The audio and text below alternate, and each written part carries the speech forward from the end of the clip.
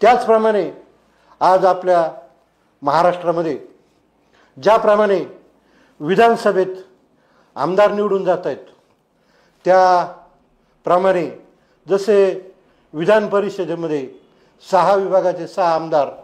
वेगवेगळ्या क्षेत्रात निवडून जातात आणि त्याच धर्तीवर आपल्या सरपंच संघाचा एक मतदारसंघ तयार करून महाराष्ट्रातील 6 विभागातील 6 सरपंच आमदार हे विधानसभेत गेले पाहिजे आणि त्या माध्यमातून ज्या ग्रामीण भागाच्या अडीअडचणी असतील, ग्रामपंचायतीच्या अडीअडचणी असतील, वेगवेगळे फंड्स असतील, वेगवेगळ्या बाबी असतील, त्या मिळवण्यासाठी सरपंचांना त्याचा उपयोग होईल। आणि हे करीत असताना सरपंच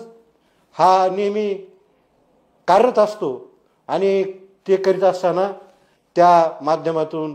त्याला मदत करण्यासाठी हा कक्ष हा आवश्यक आहे। आणि सरपंच हा जर आमदार झाला तर तो आपल्या ग्रामपंचायतच्या भागातील, तालुक्यातील, जिल्ह्यातील आणि राज्यातील